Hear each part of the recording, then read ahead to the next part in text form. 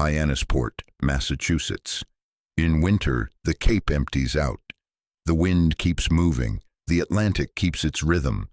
Behind hedges and long driveways, a private geography holds its shape.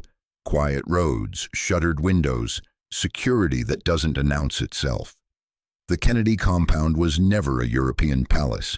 It didn't need stone walls. In America, power rarely requires castles. It requires proximity, repetition, a name that institutions recognize before a person speaks. For decades, that name functioned like currency. It opened doors built to look closed. It absorbed scandal the way old money absorbs inflation. It turned tragedy into national memory, and memory into something sturdier than policy. A story Americans could recognize in a single syllable. But dynasties don't only protect themselves from enemies. They protect themselves from deviation, from heirs who treat inheritance as permission instead of obligation. And when one of them breaks the internal code in public, when the split becomes visible, the dynasty stops feeling like a family and starts looking like what it has always been. A system. To understand how that system was built, you have to go earlier than famous speeches and elections, back to the logistics that made a protected American dynasty possible. Long before the Kennedys became a national myth, they were solving a basic problem: how to convert money into legitimacy in a country that insists it doesn't have aristocrats. Boston in the late 19th and early 20th centuries was layered. Old Protestant families sat at the top, controlling clubs, universities, and the informal permissions that decided who could enter certain rooms. Below them, immigrant communities, Irish Catholics among them, built parallel networks, parishes, ward politics, unions, neighborhood businesses. These systems weren't romantic, they were practical. They taught discipline, they rewarded loyalty, they produced a kind of power that didn't always show on balance sheets, but could decide elections. By the time the Kennedy name begins to matter nationally, America has become a place where scale is everything. Industrial growth changes what wealth looks like. Not just land, but capital. Not just property, but liquidity. The federal government grows into a permanent machine. Newspapers and radio compress distance. Politics starts to resemble a market. Attention traded, reputations priced, loyalty managed. Within that environment, a family doesn't become a dynasty by accident. It becomes one by building an engine. That engine is a mix of assets and discipline. You need education and timing, social access, and the ability to endure humiliation without collapsing. Money, yes, but also a narrative strong enough to cross class lines, something that makes strangers feel they know you. For the Kennedys, that narrative would later be packaged as public service and youthful confidence.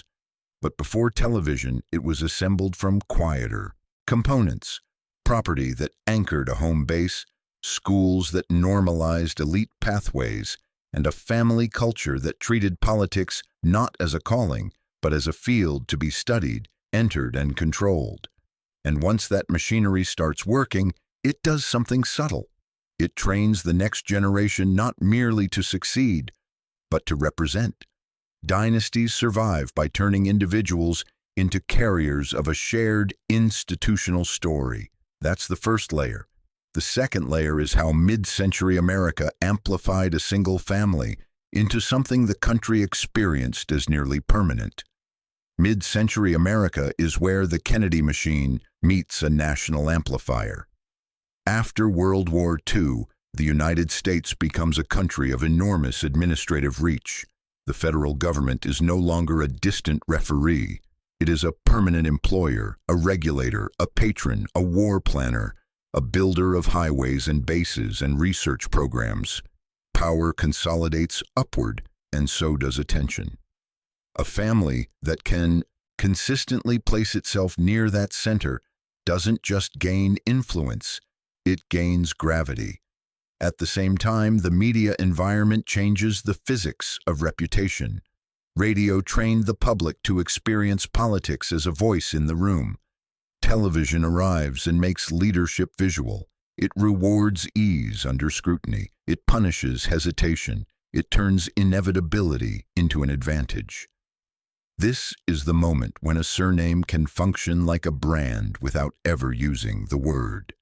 The Kennedys rise inside that reality, and the country watches them rise. Elections become national events.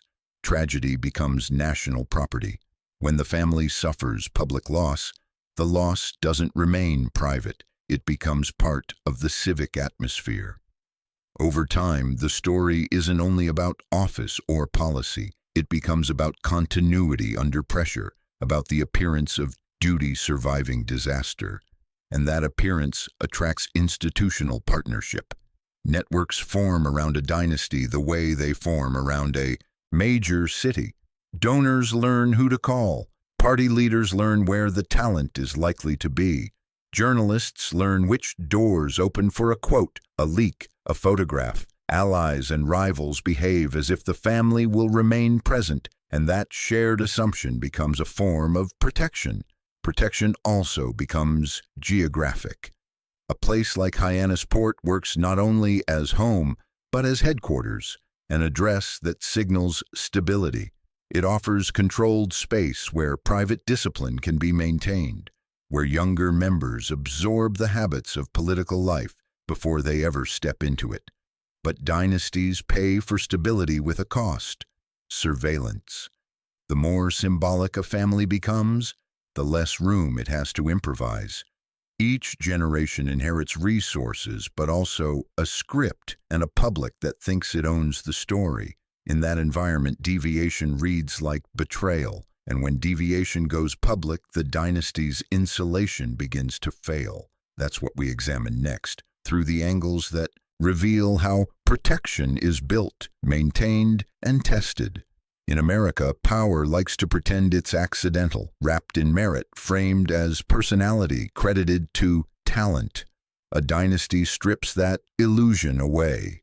A name like Kennedy doesn't merely identify a person, it identifies a relationship to systems, party infrastructure, legal and philanthropic networks, universities and newsrooms, donor circuits, the soft permissions that decide who gets a meeting, who gets a second chance, who is treated as serious before proving anything at all. That is what protection looks like at the highest level, not immunity, insulation. A protected dynasty doesn't have to win every fight. It only has to remain present. It has to stay inside the building even when the rooms change. One election loss doesn't end the story. One scandal doesn't erase the address book. One bad decade doesn't dissolve the expectation that the family will return in a new form. Power, in this sense, is less about dominance than continuity, the ability to remain a factor quietly shaping what others consider plausible. Influence is not the same as office. Office is a title with a term limit. Influence is relationships that outlast the term. A dynasty accumulates influence by learning how the state actually works, where decisions are made, who drafts them, who funds them, who can delay them. It learns to speak to different classes at once: donors behind closed doors, voters at street level, reporters in the corridor. Over generations, the Kennedy story became a template for a certain kind of American elite politics: public idealism paired with disciplined organization. Even the mythology depended on logistics: schedules, staff, messaging, alliances. The moral language worked partly because there was an operation capable of carrying it into institutions. This creates protection that looks like momentum. When the family is united, the name becomes shorthand for a coalition. People who may disagree on details, but agree the brand is valuable. That coalition can survive internal conflict for years because it's held together by access and mutual benefit. But influence has a weakness. It relies on coordination. When a high-profile heir stops cooperating, the networks that once protected the family can become instruments of exposure.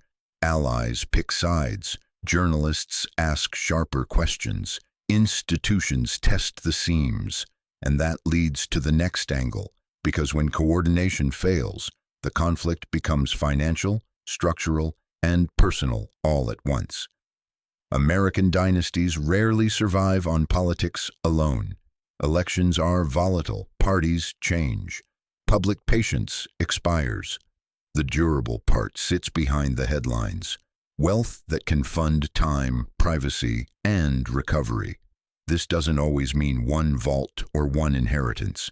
It means accumulated advantages that compound: real estate, investments, trusts, professional networks, philanthropic boards, institutional partnerships. Even when individual members lose office, the family retains operational independence, the capacity to hire expertise, build platforms, pursue legal fights, maintain visibility, and wait out hostile cycles. Wealth buys a particular freedom, the freedom to be wrong and continue. A normal politician who alienates their coalition can vanish in one cycle. A dynasty can attempt reinvention again and again, shifting from office to advocacy, advocacy to media, media to appointments, remaining culturally present even when electorally absent. But in a famous family, wealth is never purely private. It's entangled with reputation. The dynasty's stability is tied to the value of its name, its perceived legitimacy. When the name becomes contested, the most important asset becomes unstable. It doesn't have to bankrupt a family to damage it. It only has to disrupt the coherence that keeps networks aligned.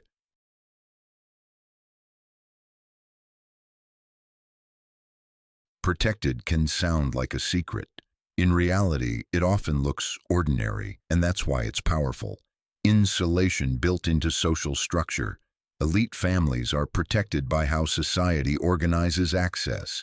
Schools that filter for pedigree, internships that become careers, boards and foundations that function like private ministries, law firms, consultancies, and political offices that share the same social language. In that world, even scandal can be managed because the people managing it come from the same network. Protection is also learned early. Children in dynastic families grow up with handlers. They don't call handlers advisors, family friends, trusted staff. Institutions teach them how to behave under attention, how to treat strangers, how to never reveal uncertainty. Public life becomes normal before adulthood, but the most intense form of protection is also pressure, because insulation comes with expectations. The dynasty doesn't just offer a name, it demands the name be maintained. The heir is not only a person, the heir is a vessel. Their choices are interpreted as signals about the entire structure. That's why breaking the rules is so dangerous. It pulls private conflict into public view where the family can't control the terms. And once that happens, legacy becomes rupture. By the 2020s, the Kennedy name was no longer a single political direction. It was a field of competing expectations. Some expectations were public service, decency, the familiar vocabulary attached to the family for generations. Other expectations were internal and stricter. Don't fracture the coalition. Don't hand enemies an easy headline. Don't turn the family into a split-screen argument. Robert F. Kennedy Jr. did what dynasties are built to prevent. He made himself the story, separate from the family's preferred script, and then in direct conflict with it. His presidential run pushed him into the zone where a surname stops being inheritance and becomes a contested asset, used, challenged, defended, and sometimes rejected by the very people who share it. It wasn't simply that he pursued politics. Many Kennedys had.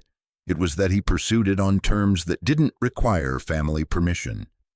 The decisive hinge arrived on August 23, 2024. At a news conference in Arizona, Kennedy announced he was suspending his independent presidential campaign and then endorsed Donald Trump. This wasn't a quiet gesture. It was public alignment, an unmistakable choice that forced the dynasty to respond publicly, not through private persuasion. And it did. Reports described multiple Kennedy relatives criticizing the endorsement and framing it as a break with what they understood as family values, using language as strong as betrayal. That's what a turning point looks like in an elite family, not a screaming match, but a formal statement. Not a closed-door disagreement, but a separation made legible to the country. Earlier decades, the family could absorb divergence. A relative could drift, go quiet, return. But by 2024, the media environment is permanent. Every fracture can be archived, replayed, and monetized. The dynasty's insulation, the ability to contain conflict, no longer holds. And once containment fails, the trajectory changes. An heir who survives public condemnation from his own family is no longer negotiating with the dynasty. He's operating beyond it, closer to the state itself, where a famous name can still be translated into power. The rupture might have remained symbolic, another loud family argument if it ended at the campaign. It didn't. In February 2025, Robert F. Kennedy Jr. was sworn in as the 26th U.S. Secretary of Health and Human Services, an office that doesn't operate in speeches but in budgets, regulations, procurement, and federal authority. The shift was unmistakable. An heir who had broken with the family's internal consensus was now inside the machinery of the state. HHS is not symbolic. It touches public health guidance, food and drug oversight, and massive federal spending flows. The scale is administrative, not theatrical. And that's where the dynasty's problem becomes more than reputational, because once you hold an executive portfolio, the conflict is no longer about what a name means.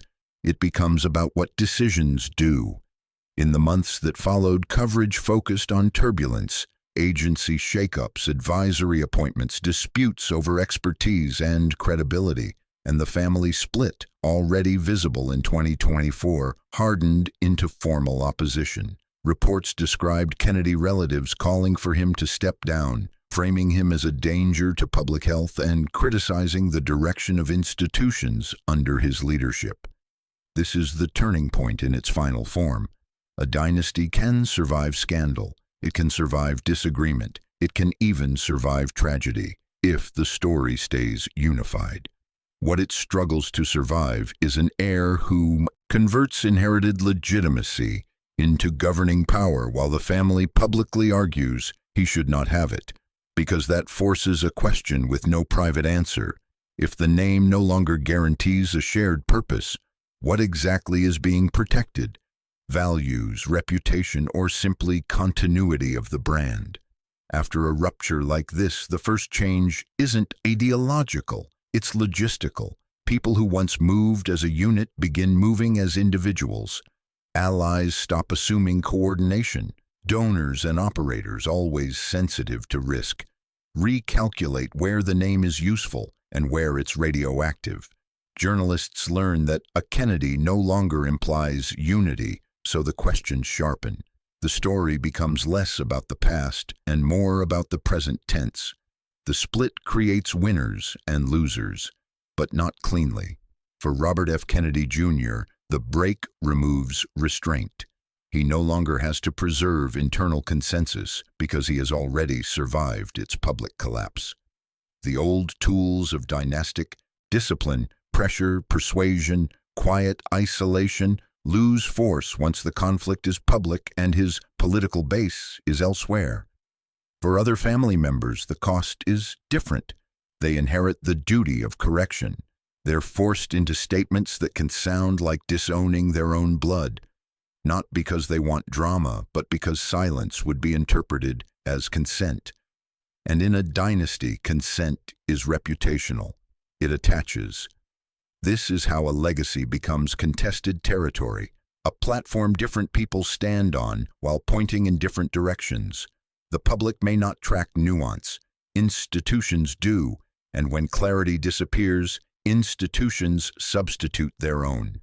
That substitution is where long-term consequences harden, because the dynasty's protection was never only emotional, it was structural.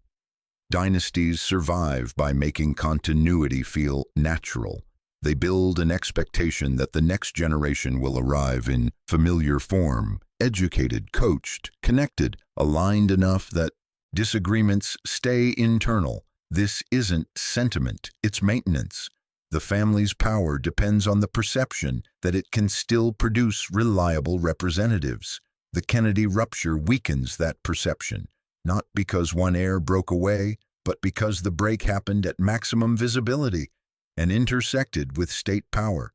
Once the internal dispute becomes a national debate about governance, the dynasty loses control of what its own name means. The compound still exists. The photographs still exist. The mythology still exists. But mythology is not authority. In the age of permanent media, legacy becomes searchable. Old footage circulates beside new headlines.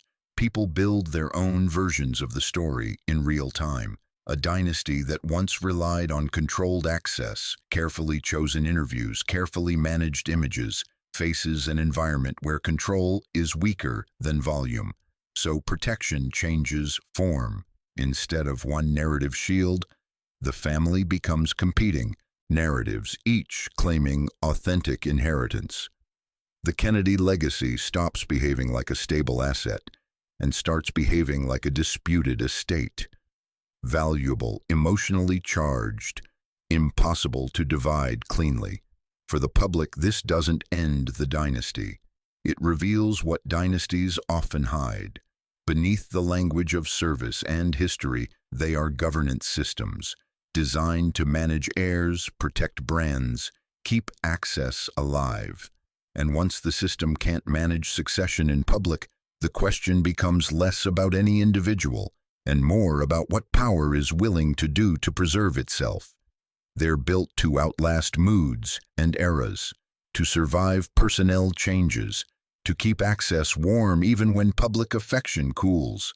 In a country that rejects nobility in language, dynasties become a substitute, private structures that learn to operate inside public institutions without ever looking like they own them. That is what protection really is. Not a conspiracy, not a guarantee, a design. Buffers between the name and the consequences ordinary people face immediately. Schools that train confidence, networks that soften failure, friends in places where decisions are made, and a story the public already knows. So it doesn't need to be explained from the beginning each time. But protection has a hidden cost. It demands obedience to the logic that created it. It turns inheritance into a contract. It asks each generation to remain legible in the same way, to carry the same posture, the same acceptable range of belief. And when an heir refuses that contract, the rupture isn't only personal, it becomes structural. Because the dynasty's deepest promise is not greatness, it is continuity. The Kennedy story, in its modern form, shows the limit of that promise. A name can be preserved for decades. A myth can be maintained for generations. But once the internal rules stop binding the people who inherit them, the dynasty remains, famous, intact, still, standing, while its meaning breaks into pieces no one can fully control. In the end, that may be the most durable legacy of power, not what it builds, but what it cannot prevent.